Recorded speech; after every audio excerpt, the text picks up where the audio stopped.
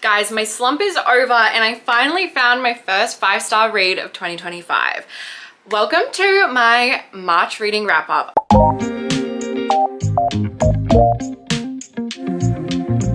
Hello my loves and welcome back to my channel. Happy April. I can't believe that March is over.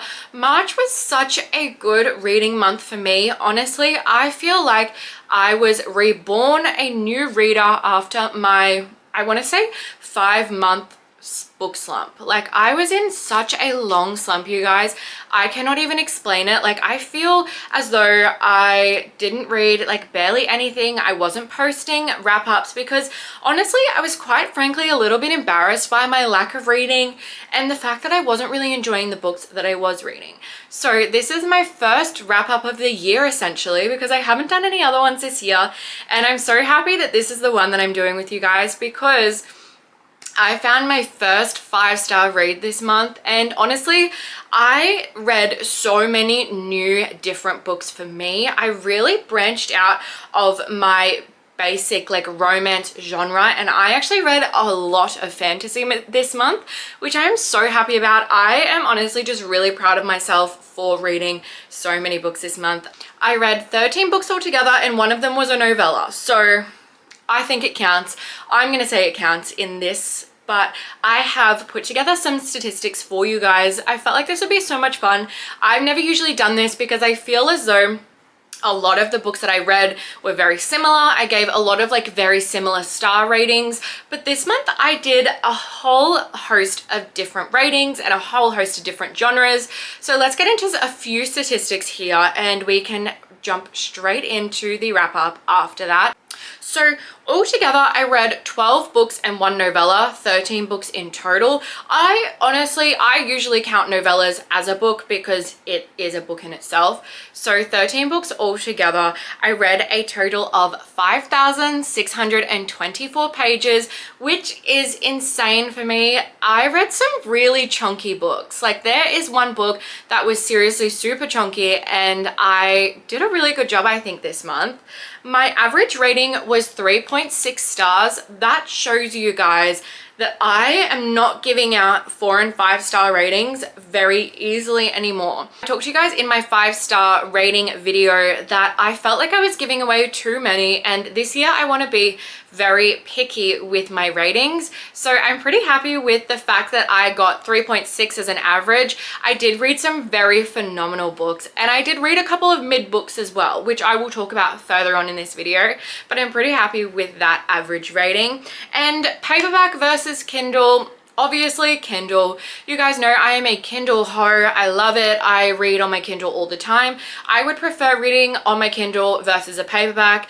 I never thought I would say that, but honestly that's just who I am, and I have all my paperbacks as trophies. So it was Kindle this month, and you know what, it's probably going to be like that for a lot of months. We then move on to my March ratings. So I gave 0 books 1 star.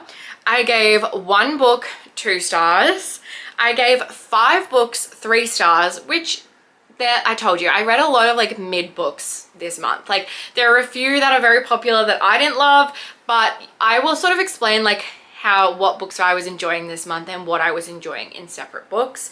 I gave 5 books 4 stars and I gave 2 books 5 stars. So those are my first 5-star ratings for the entire year, those 2 books, and I'm so excited to talk to you guys about them, and I just want to scream about them from the rooftop because they were legitimately 5-star, changed my entire brain chemistry, changed my life, and I loved them. So those are my little statistics from this month, and let's just get straight into the books that I read because we have a few to get through. The first book that I read in the month of March was Twisted Lies by Anna Huang.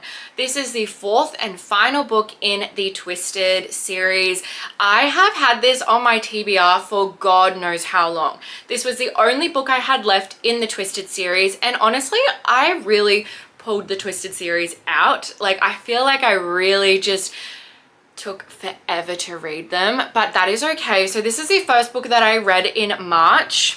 So the tropes in this book, we have billionaire romance, fake dating, forced proximity, grumpy sunshine, morally grey MMC, and he falls first. So we have some really phenomenal tropes in here. I really enjoyed this book. I gave it 4 stars.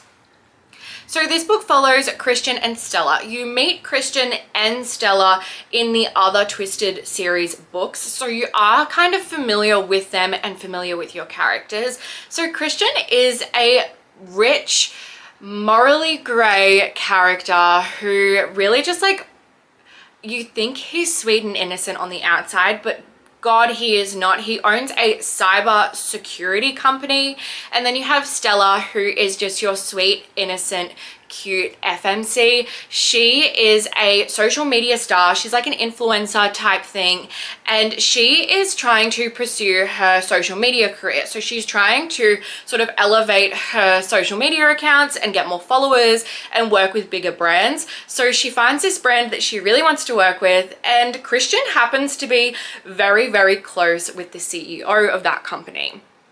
Right, so Stella decides that she needs to diversify her social media accounts in order to get noticed by this company, and she needs a hot fake boyfriend to traipse around on her social media platforms, right?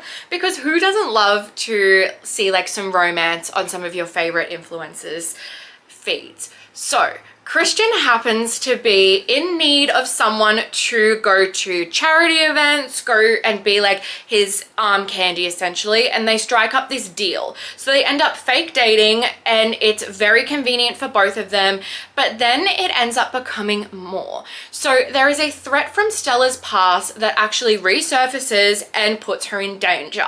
So cybersecurity man Christian comes to her rescue, and they end up becoming roommates to keep her safe.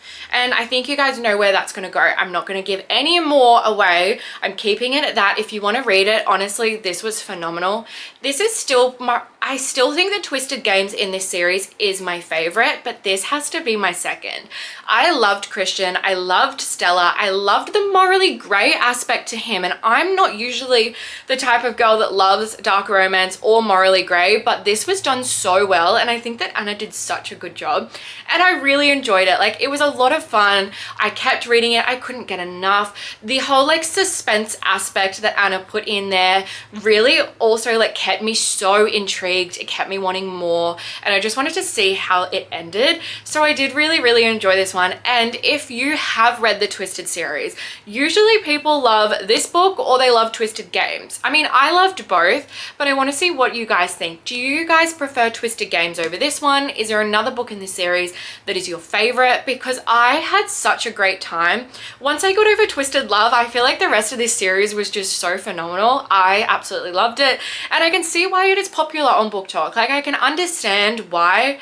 I just didn't give it 5 stars because for me at this point in time, there was something missing, and I needed a little bit more in there. And I feel like sometimes with romance books, the spice overturns and it becomes like very spice heavy. This actually wasn't too bad, but I just wasn't getting 5-star feelings from it. But I did really enjoy it, and I would highly recommend it to you guys if you're in the mood to continue the Twisted series, because I feel like Twisted Games, Twisted Hate, and Twisted Lies have been so good. But this one is my second favorite in the series, I think, if I was to rank them against each other. The next book that I read in March was Wild Side by Elsie Silver. So this was her release in March. This came out and I read it straight away. I was like, I need to read this. I need to talk about it, because I saw so many good reviews from the people that were reading it. So I put it on my TBR and I was like, I must read it this month. And I did. So it is small town. It's forced proximity. It is a sports romance. You've got a WWE star. Obviously the FMC is a WWE star, and then you have enemies to lovers, and you have like a foster mum situation, also kind of like forced proximity situation. So that is Wild Side by Elsie Silver. I gave this book 3.5 stars. I know it's really hard for me to explain to you guys why I didn't love it. I am going to explain what it's about first before I get into my thoughts on it, because I do have a lot of thoughts and I feel like I need some of you to tell me what you guys thought. So this book follows Tabitha and Reese. So Tabitha's sister is neighbors with Reese, okay? So her sister has a addiction problem and she moves in to Reese's, I want to say like his extra unit that he owns. Like he's the landlord for it and they are neighbors. So you start the book off with Tabitha and Reese meeting, and essentially Tabitha warns Reese that he needs to take care of her sister because she was an addict and has addiction problems, right?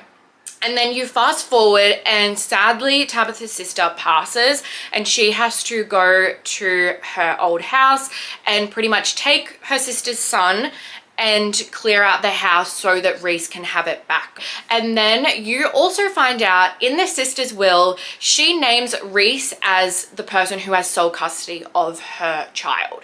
So this ends up being a lot of tension between Tabitha and Reese because Tabitha, she wants to have sole guardianship of her nephew, but the will states that Reese should have guardianship as well. So you end up following Tabitha to the Rose Canyon area where all of these books are set, and essentially Reese follows and they are trying to work out this new normal of who's going to have custody, how they're going to share the custody, and essentially work out this new normal for them as a family, sort of, okay? So as you're going on with this, Reese also has a secret job. It's not really a secret, it's not a spoiler for you guys, he is a WWE star, but he keeps that a secret from everyone in the book, okay? Everyone, we know, but no one else does because he's somewhat, I want to say he's embarrassed of it or doesn't like sharing it with people. So we follow them in this forced proximity moment where they're trying to navigate the guardianship of her nephew and they're trying to figure out how they're going to like co-parent in a sense, so they both have open open guardianship with their child. So that is Wild Side by Elsie Silver. That's like my sort of explanation of it. It is a little bit confusing in a sense, like when you read it on the page it makes total sense, except I don't know if I explained it very well. But anyways, I gave this 3.5 stars because I do not understand why everyone loves this book. I felt like I was reading a completely different book than everyone else was that was rating it 5 stars. Everyone was saying that this was their favorite Elsie Silver book and that Reese was their favorite Elsie Silver man, and I just could not understand that. I did not feel any connection to either characters. I did understand their connection with each other. I liked the characters in a sense, like on surface level. I liked Tabitha a lot, but Reese gave me the ick. I don't know what it was.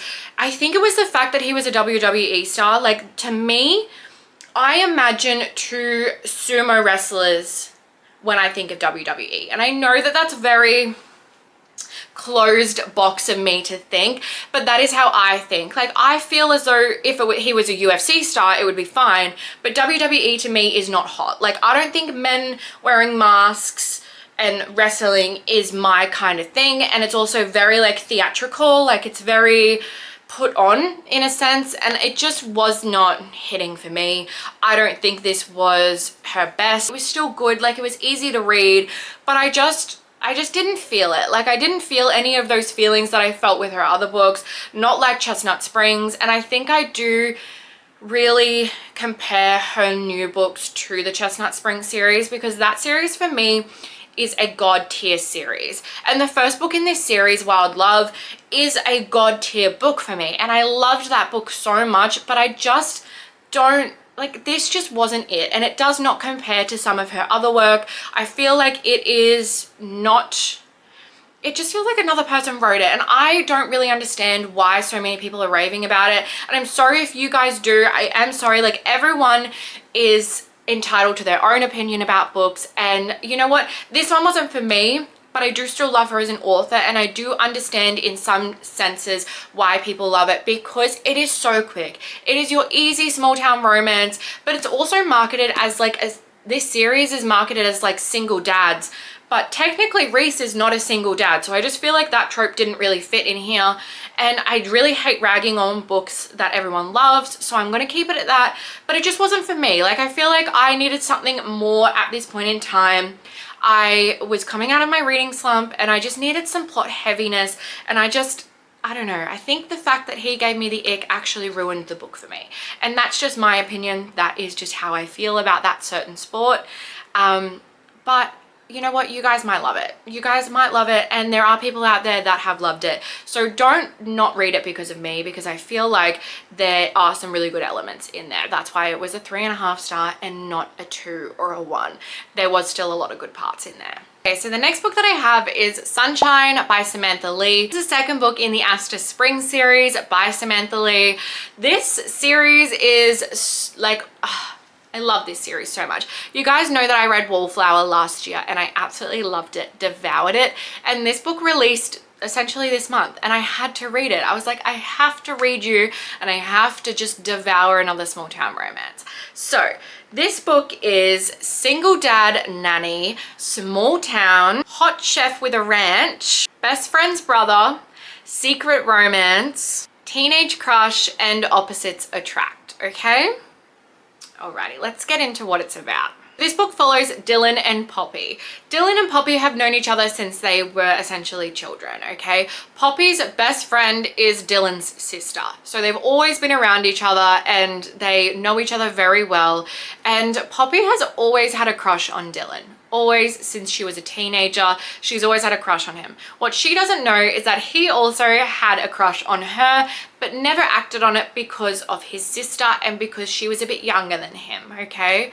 So Poppy returns to this small town, essentially coming home in heartbreak. She has just broken up with her, you know, her past lover, whatever we want to call them, and she's come back home to nurse her broken heart. So Dylan is now a single dad when she returns, and Dylan is in need of a nanny, okay? He's run out of spoons and he has literally nothing to give. He's always at work, and when he's not at work, he's trying to give his daughter the best life possible. And as a single dad, that can be really, really difficult, okay? He doesn't have enough time to do all the things he wants to do, so he needs to hire a nanny.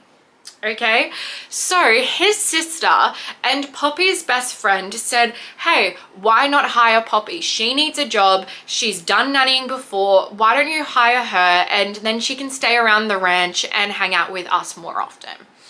That sounds like a great idea, doesn't it? It sounds like a great idea to everyone but Dylan and Poppy, because they have been infatuated with each other for so long and they've never acted on it, and they think that each other, like the other person, doesn't like them, you know, like it's unrequited. They think it's unrequited, but it's not, okay? So Poppy ends up becoming Dylan's nanny, and one thing leads to another, and you know where this ends up, so I'm not gonna say anymore. This book was really, really good. I ended up rating it 4 stars. I thought it was a really, really quick, easy read. You guys know that I love small town romances. I love Samantha Lee.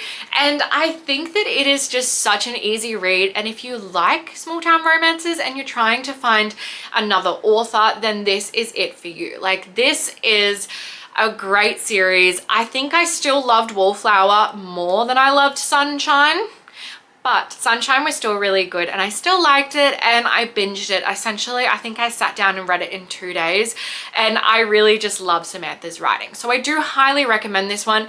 Again, the only reason it wasn't a 5 star was because of the mood that I was in. I was in the mood for like some plot heavy, and obviously at that time romances weren't doing it for me. So you've got to take my reviews this month with a grain of salt, okay? You've got to take them with like within knowing that I was like very like in a plot mood. But I do feel like the plot in this book was quite great and there was a lot going on and I did enjoy it. So that's why I gave it 4 stars, because I still really, really enjoyed it. The next book that I read in the month of March, and that was First Time Caller by B.K. Borison. So this is a friends to lovers, slow burn, single mum, grumpy sunshine, workplace romance with forced proximity. Okay, so those are the tropes, and I am going to get this out of the way first. I gave this book 2 stars. Okay, that is what I'm putting out there. Let me tell you about the book. Let me tell you why. So we follow Aiden and Lucy. So he is the radio host of a romance hotline, and Lucy is a single mom who doesn't date and really just puts her daughter first over herself, doesn't date, never has like had any interest in it since she parted from Lucy's dad. So one night, Lucy's daughter calls this hotline and asks for advice to help her mum get into the dating scene and to meet someone and get a partner, right? And Lucy catches her in the act and is wondering, who the hell are you talking to on the phone at 10 p.m. at night? It turns out she's talking to Aiden Valentine.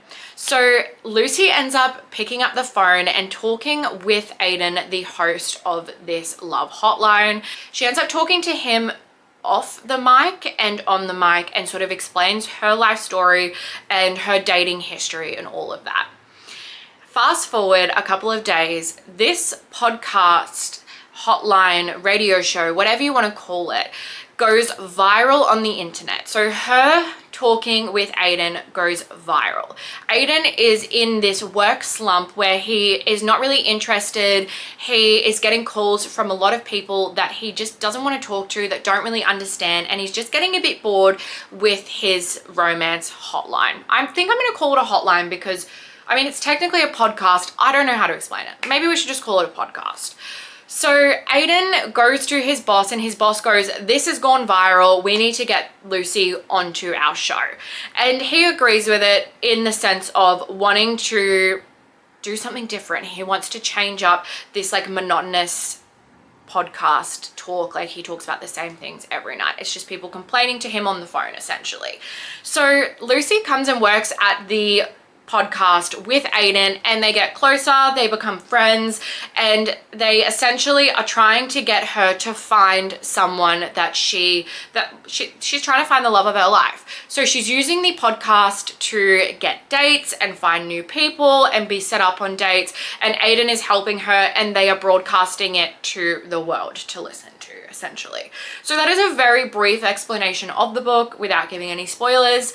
I don't know how to explain this. A lot of people love this book as well. So I read it because I heard so many good reviews of it, but I was genuinely a bit bored with the book. And I don't know if this was my mood at the time. And I have said this when I talk about the book. I don't know if I was the problem in this situation or if the book was the problem, but I genuinely can't tell you what happens after that, like them trying to find her a date. Like it felt very, I don't know how to explain it. It felt very boring and I didn't feel much plot. And at that time I did need like a heavy plot book, I think. And I think that was my problem.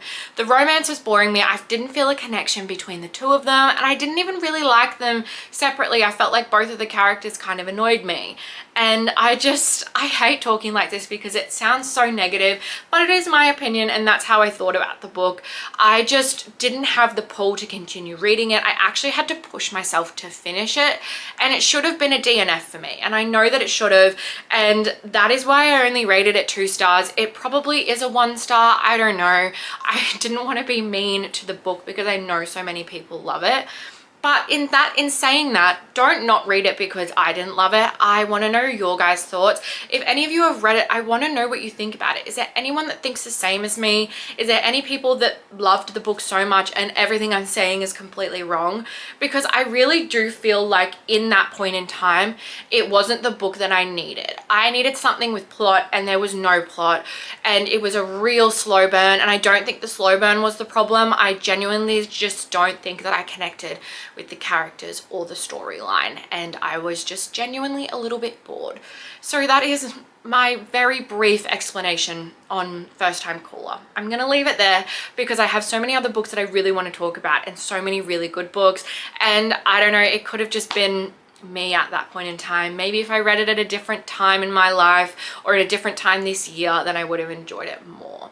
So let's move on to the next book. The next book that I read in the month of March was my book club's buddy read. So every month we pick a book and a theme, and we read the same book together and do a big buddy read, and I just love it. It gets me to read different books, and our buddy read for the month of March was The Things We Leave Unfinished by Rebecca Yarros. So we wanted to read emotional damage books, so apparently we all picked this one, and I actually did really enjoy this book and I enjoyed it as a buddy read. Now, if you want to join in for our monthly buddy read for this month, we are reading The Conditions of Will by Jessa Hastings. I will put the link down below for my Patreon to join our Discord. It is honestly so much fun, and it's so much fun to read books with your friends and talk about them.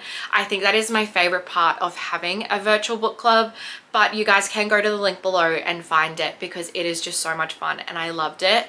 But let's get back to the things we leave unfinished. So it is going to be really hard for me to explain this in simple terms. So it is a emotional damage dual timeline book. We have enemies to lovers in one timeline, and then we have a war/historical romance in the other timeline. Okay, so this book follows a few characters. So we have a few characters in here. I'm going to try and like dumb it down as much as I can so that I'm not over explaining it. So this book follows Georgia. Georgia is our main female character who essentially comes home to her small town where she grew up because of her late grandmother's passing. So her grandmother was actually a best-selling romance author and her name was Scarlett. Scarlett has written many romance books in her time, but there is one romance book that has not been finished but has been sitting in her house unfinished for a very long time. So when she returns to her grandmother's house, she actually finds out that her mother is trying to sell the rights to the manuscript for her final book. Okay, so that is like your crux of the situation, and Georgia has never wanted to sell this manuscript to a publishing house because one, it is unfinished, two, it is actually about her grandmother's life and her romance in a world war. Okay, so it was never finished for a reason. So in walks Noah. Noah is the man who the publishing house have found to finish off her grandmother's book. And he is also a best-selling author. He's a romance author as well, I believe, if I remember that correctly. And essentially Noah needs to pitch himself to Georgia and needs to prove to her that he is the man that will finish the manuscript and will do her grandmother justice, okay? So then we dive into a dual timeline situation. So we see present time between Georgia and Noah. They are obviously trying to work together in order to finish the manuscript. They're trying to trust each other. Georgia really does not like Noah. Like, she has an idea of how this book is going to end and he has a completely other idea, and they're just fighting the entire time on who is going to pick the ending for this book. And the other timeline follows Scarlett and Jemison. So Scarlett is the grandmother and she is working in the Air Force. I don't even know what you would call it. She's working in the Air Force, like in the database type like situation in the World War. And Jemison is a pilot in World War as well. So they meet, and Scarlett has always said, I'm never going to date a aviation man. I don't want to date a pilot, all of that. Like, because they end up, you know, in the World War, you know what they end up, okay? So essentially they fight it and they end up going on a date and they fall in love. Like, they completely fall in love and they have this whirlwind romance, which I cannot even explain without spoiling it, so I'm going to keep it at that. And you go from both timelines and you learn so much more about the grandmother. You pretty much are reading her manuscript from the start of their love story, and then by the end, obviously, we figure out what happens, okay? So that is all I'm telling you. That was the easiest way to explain it. It is really difficult to explain. You kind of just have to read it because it is just a romance book that I don't think I will ever forget. The story in this, I honestly really thought I was going to prefer the present day story, but the historical romance and the story of Scarlett and Jemison, I loved it. I was fiending for more. It was like a drug and I couldn't get enough. I wanted to skip the present day chapters and continue going back in time and living their love story.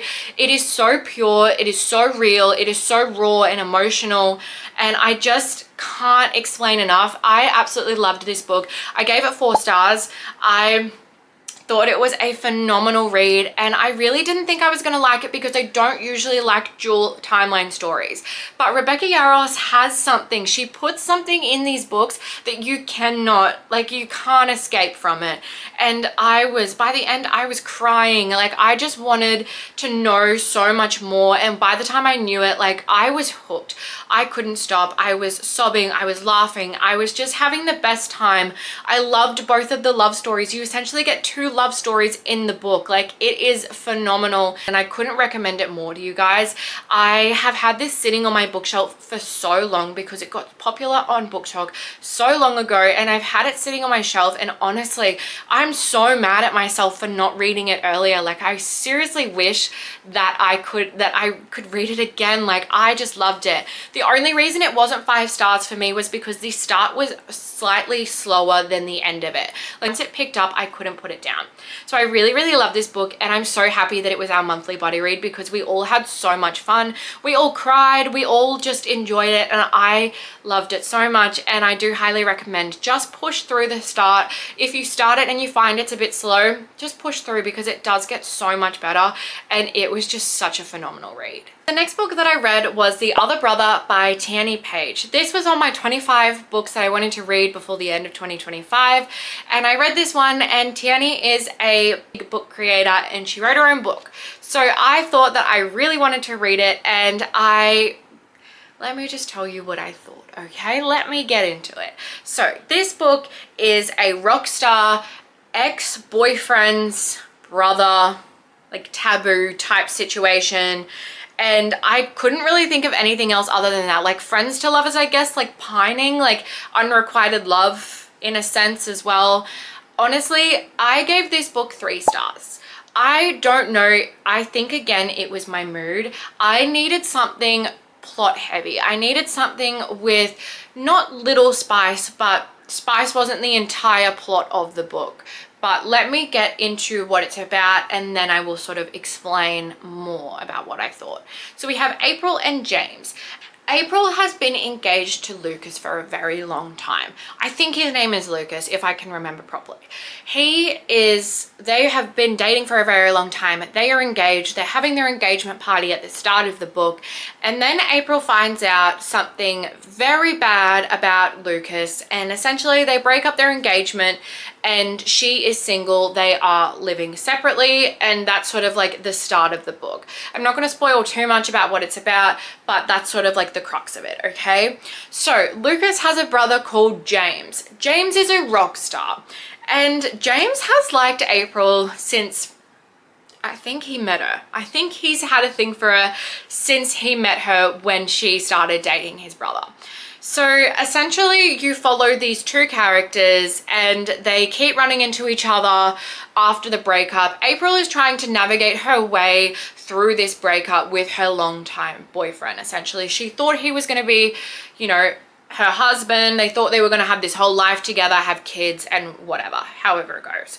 So she is trying to navigate this and is leaning on her friends a lot, and essentially they run into James when he is playing with his band at this bar. I want to call it a bar. That's what I'm going to say. And I mean, from there you can essentially see what's going to happen. There's a whole lot of will they, won't they, are they going to, or they're not going to. There's a lot of teasing and a lot of like, it's wrong, but it's right, all of that sort of stuff. But that is your general idea of the book. I gave it 3 stars because I feel like, other than the fact that he was, like,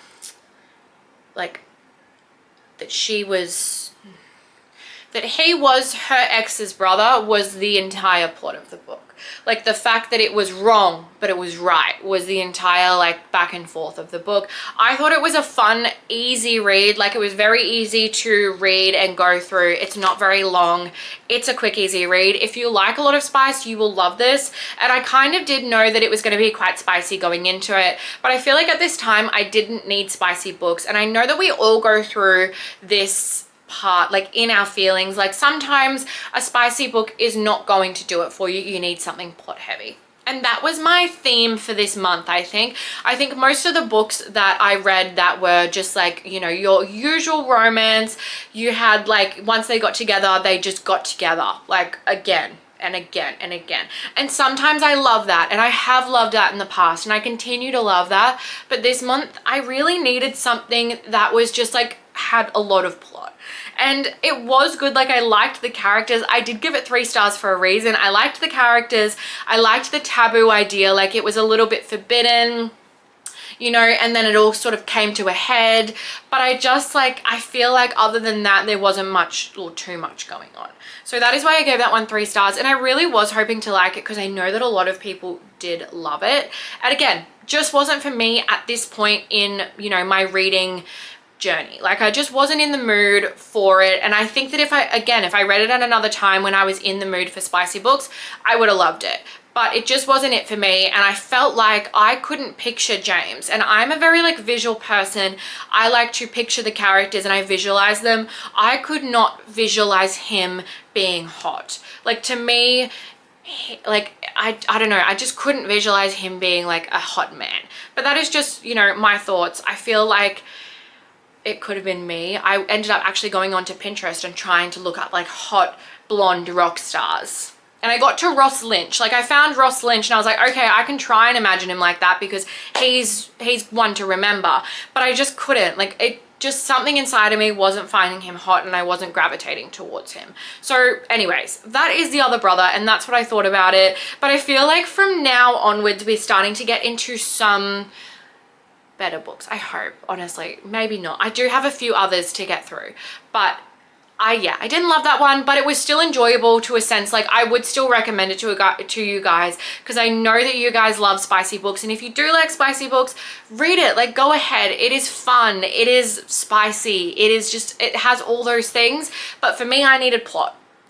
But anyways, we will move on, and I promise I'm getting to some really good books. Okay, are you guys ready for my 5-star read, my first 5-star read of 2025? I think you're ready. I think you guys have waited enough. So my 2 5-star reads from this month were The Crimson Moth and The Rebel Witch by Kristen Ciccarelli. I think that's how you say it. So this is a duology. This is a complete duology. The second book came out recently and I've seen people talking about it. Honestly, the glare is probably going to annoy you guys.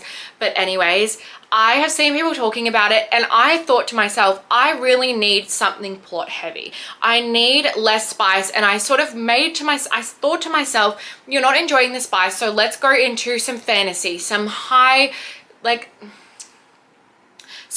risk books. You know, we need that high risk, high reward type thing. Like, I needed something different. So I jumped into these ones and they did not disappoint. I cannot explain to you guys, like, I cannot even tell you guys how much I love these books, how much I would love to recommend them to you guys. Even if you don't love fantasy or romantasy, give these a go because honestly, they were phenomenal. So let me explain to you what the tropes are, what they're about. I'm going to explain them both together because the second book is a direct continuation on from the first book, okay? So I'm not going to spoil anything that happens in either of these 2 books because I feel like you kind of just need to read them yourself. So let's explain a little bit about what the series is about. So it is a romantasy series. We've got Witch and Witch Hunter.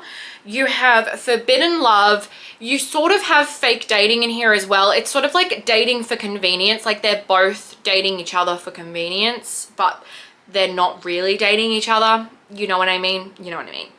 You have Secret Identities and Slow Burn, and then you've also got Best Friend's Brother. Okay, so let's explain. I'll sort of hold the first one because this one is, again, a direct continuation. They're both 5 stars for me. So you follow Rune. Rune is a secret witch. In this world, if you're a witch, you are essentially shunned and sentenced to death, okay?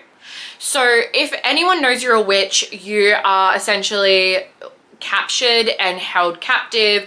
They don't like witches in this world. They've had a lot of bad things happen because of witches in the past.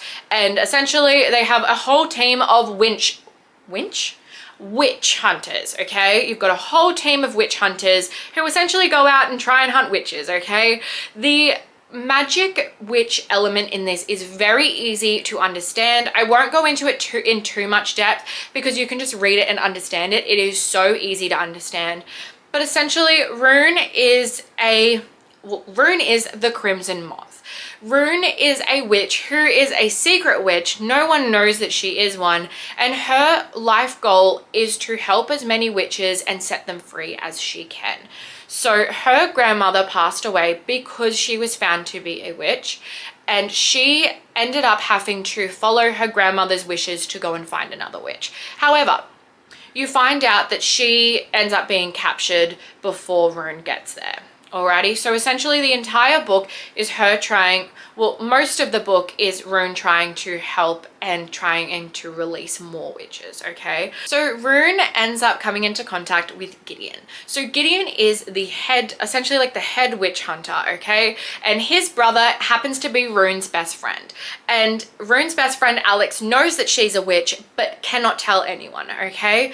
So it follows Rune and Gideon essentially trying to use each other in order to gain information about each other. So Rune is trying to gain information from Gideon about where they are keeping witches and where they are holding them captive so she can help release them.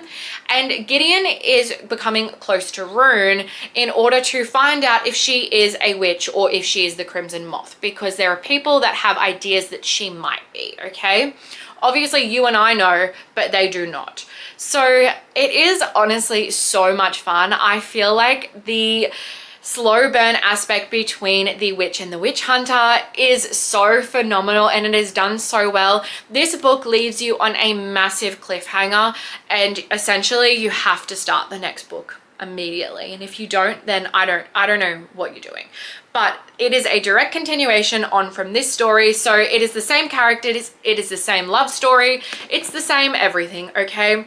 This series is not very spice heavy, it is more plot heavy, and that is exactly what I needed at the time. And these books are and will be one of my favorite books that I've read this year, and I will remember them as the first 5-star series, or I kind of count them together, like my first 5-star book of the year, and I absolutely loved them. I loved the story that you got between Gideon and Rune, and the high stakes aspect of it. It was feeding me, like I was being absolutely fed. And I will say this with my whole chest, I love this book and I love this series, and I feel like Kristen did such a good job, and I feel like I need to read some other books of hers. It's not very high fantasy, I could understand it, and I'm not a fantasy lover. It was so easy, there wasn't much world building, it was sort of like very present day, so there wasn't too much to like dive into, it wasn't too complex, and there are so many twists and turns, guys. There are so many twists and turns. I cannot recommend these enough. Like, if this hasn't made you want to go and buy them, then I don't know what will, because me and the entire book club, like, we were loving this series, loving these books, and I will shout them from the rooftop, because there is nothing, I have not read any book like this, and this year these are like my favorite books that I have read. Like, I can't explain it, and this is how I knew I was in a fantasy mood. This is how I unlocked everything, because I realized I need something heavy, like I need some plot, like some serious plot to feed me, and it worked. Like, it seriously worked. I couldn't put them down. Like, I read these books so quickly, they were so easy to read, I loved them, and like, can I explain more? Like, do you understand now? Can you just go and read them? Can you go and buy them and read them? Because I need to talk to so many more people about them. The Moth, like, come on. Come on, guys, we loved The Moth, and I just want you guys to read it, because it was phenomenal, and I absolutely loved it. Okay, I could talk about the Crimson Moth for this entire video for about 2 hours, so I'm not going to do that. I'm going to stop, but you guys get the hint, because you know what I feel and you know what I mean. So let's move on to the next book that I read. The next book that I have is Deep End by Ali Hazelwood. You guys would have seen this making the round on Book Talk and on BookTube as well. So many people were loving it and reviewing it, and I thought, you know what, I want to read this. Everyone's liking it, so I bought the book, and I decided that this month was the month I was going to read it.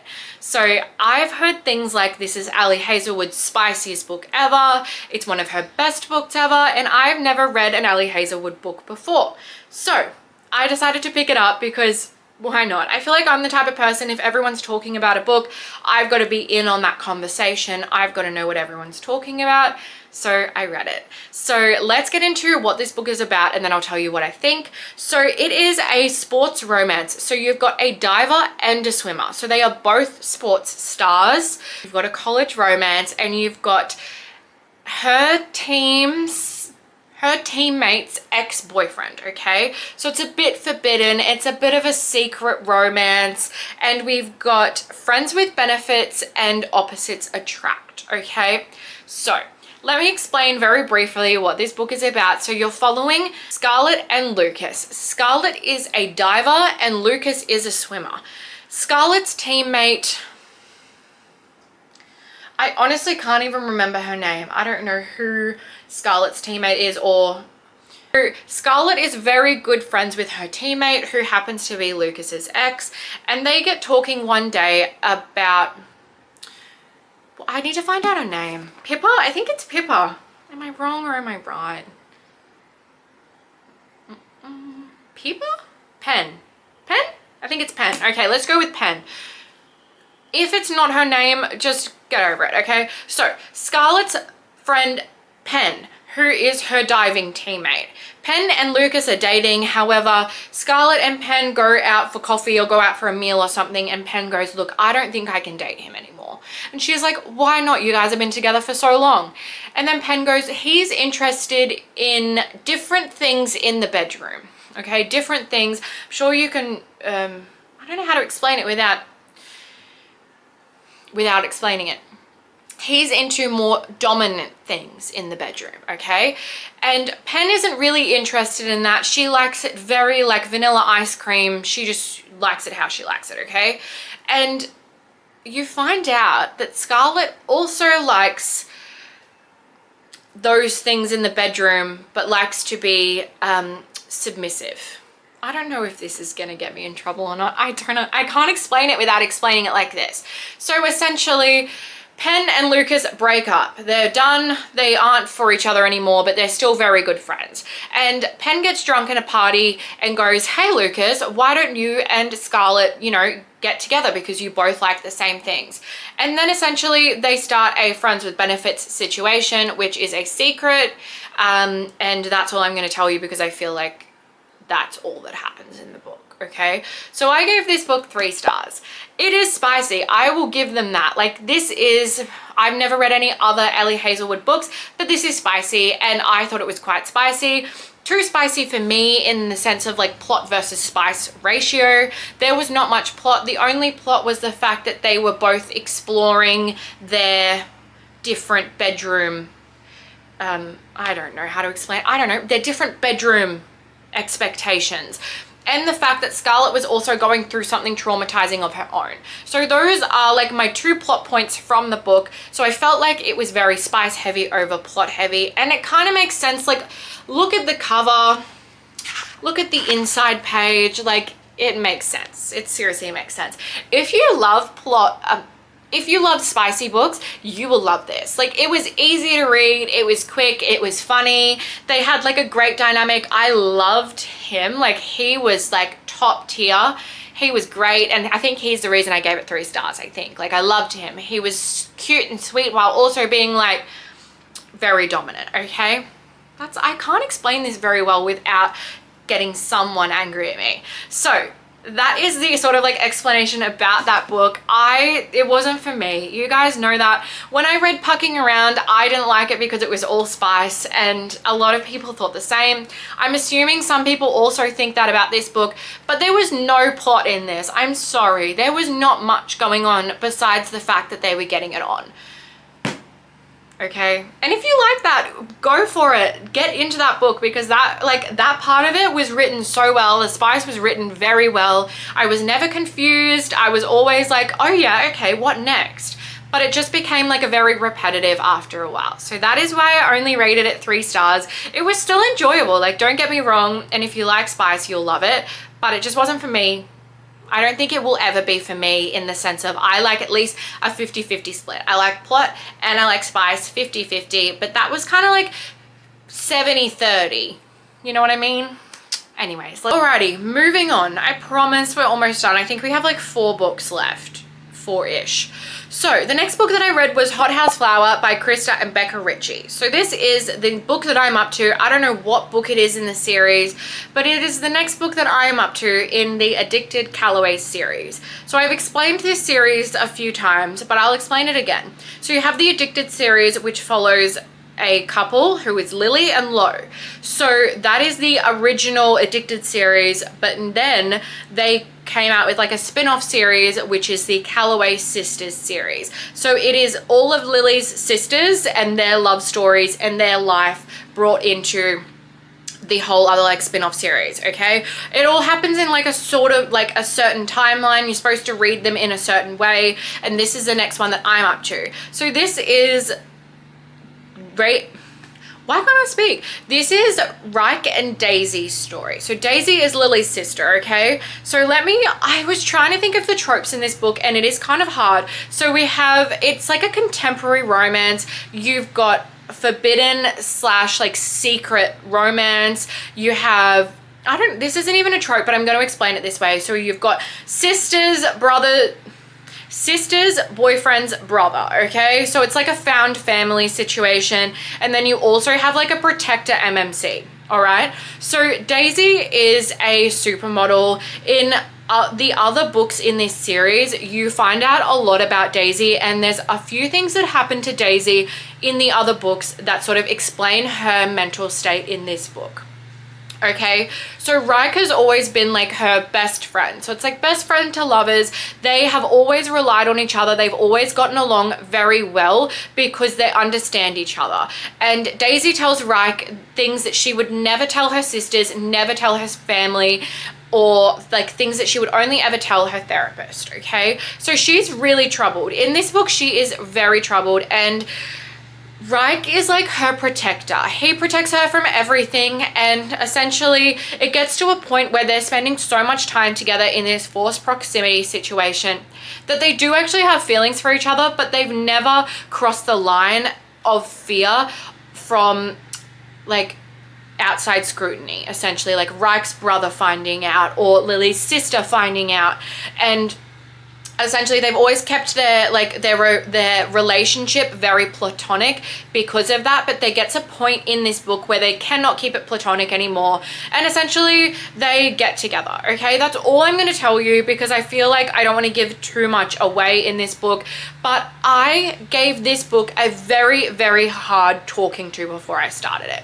I have read so much of this series by Krista and Becca Ritchie that I didn't love. I've read so many books in the series and I didn't love them, and essentially this was going to be the be all or end all for the series for me, because I've heard that Daisy and Ryke really bring the story to a head, and that's when it starts getting good. So I've read, I want to say probably about 4 or 5 books in this series before this one.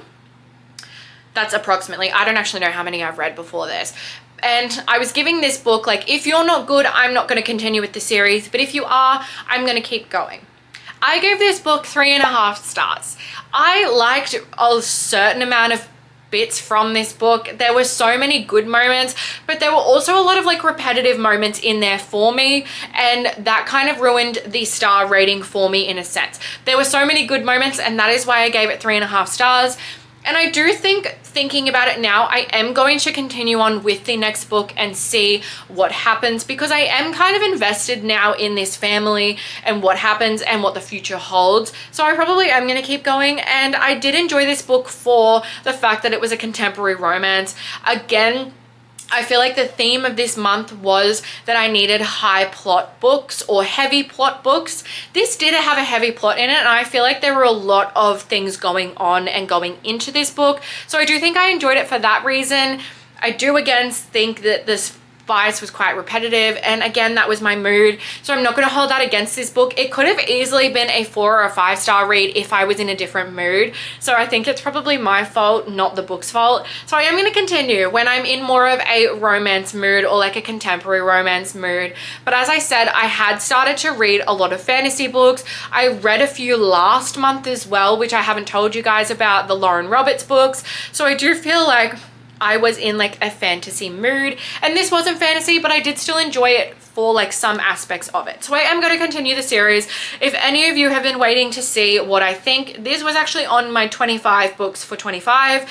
If you have seen that video, if you haven't, go and check it out. So I am happy that I did get to tick off a few books from that TBR, because you guys know me, I put books on my TBR and I never read them, or I never get to them because I put them on a TBR. So I'm very happy that I read some of these, and I am happy that I am continuing on with the series, and I'm gonna see how it goes. I feel like I have gotten this far in now. Why not just keep going and see if I do enjoy it, or if it is just a flop for me, or if it's one of those book talk books that everyone promotes and it's actually not as good as it seems.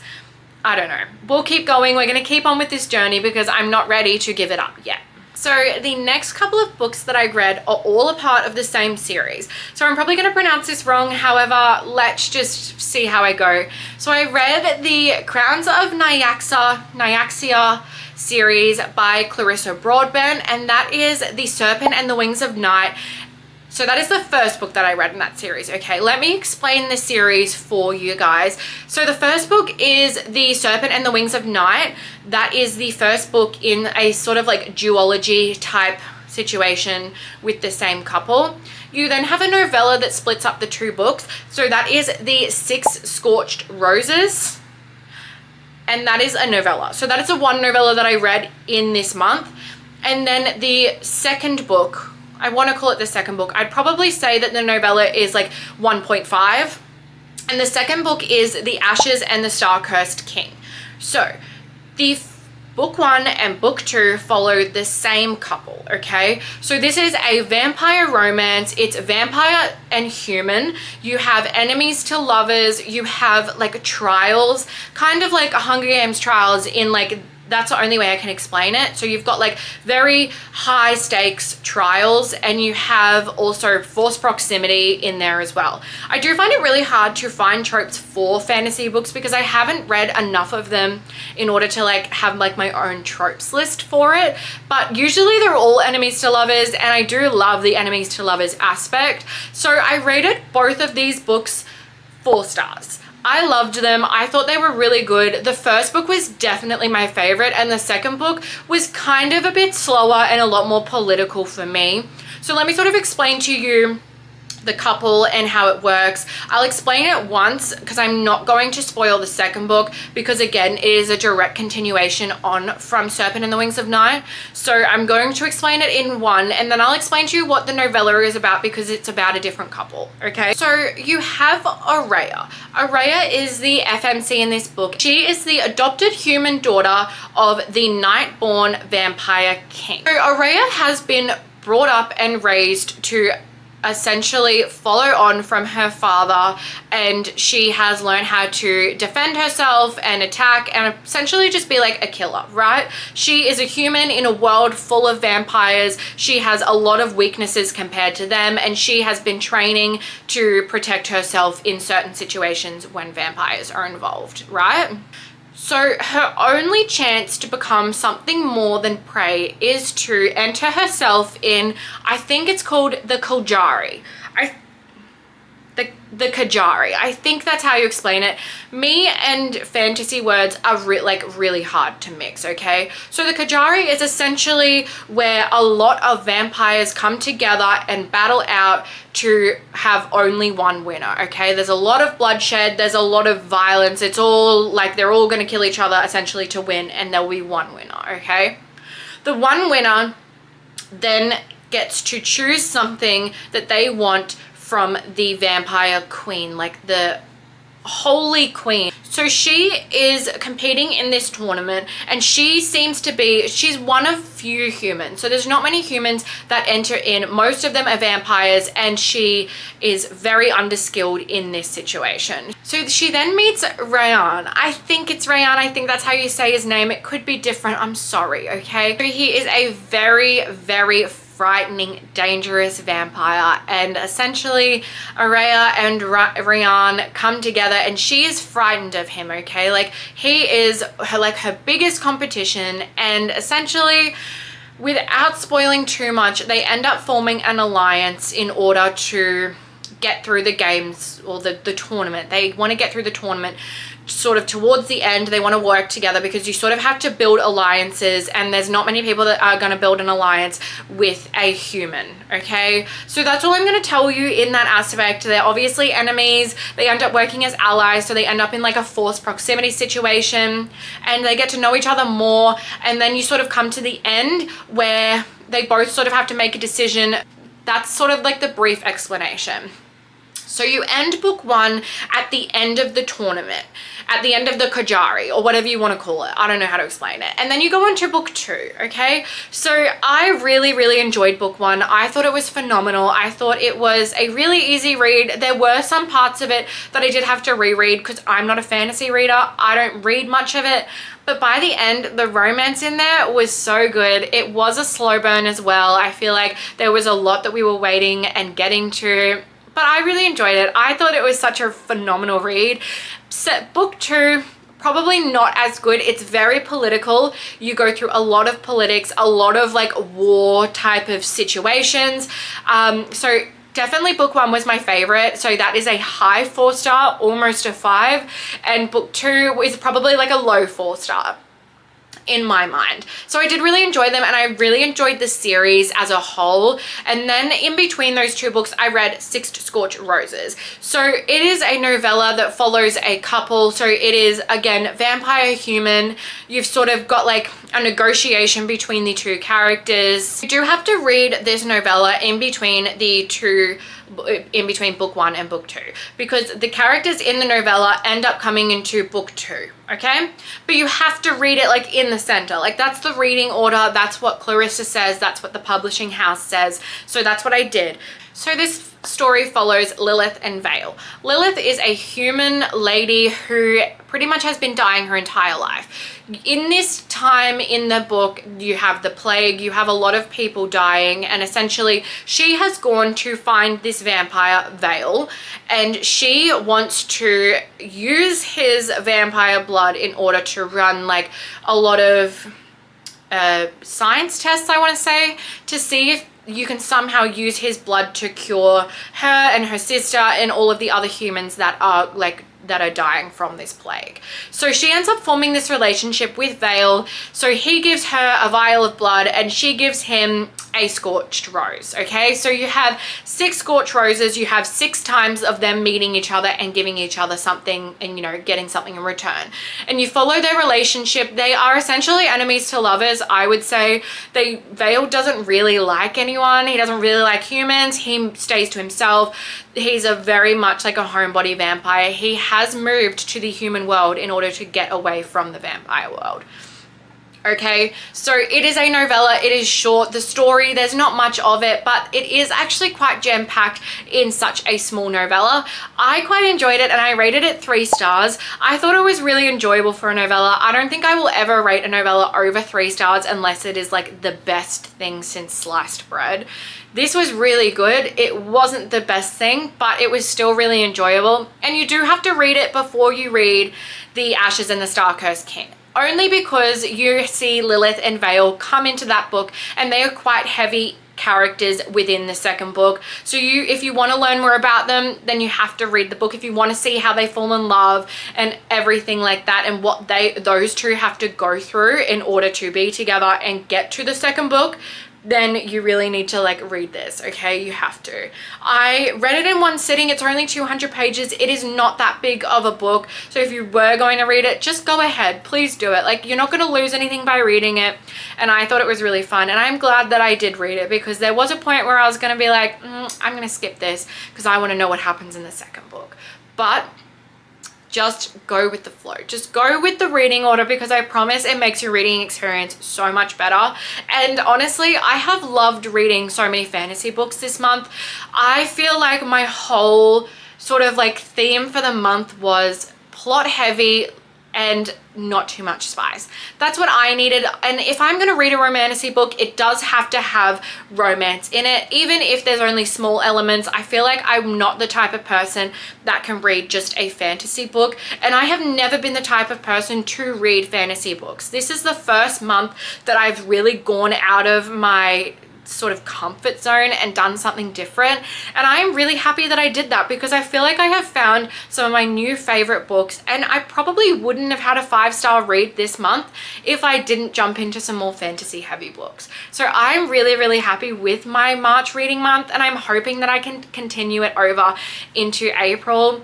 So thank you guys so much for watching. I do want to ask you guys, now that I'm reading more fantasy books, I want some fantasy recommendations. I want books that you guys think I'm gonna love. You guys know what I like and what I need at the moment, and I just want some good recommendations from you guys, because I trust you guys so much. And I might even do a fantasy reading vlog of me trying some of your recommendations. So I love you guys so much. Please do not forget to like and subscribe and turn on post notifications, because I post every week and you guys can't be missing my fun videos. But I love you guys so much. Have the best week, and I will see you guys soon. Bye.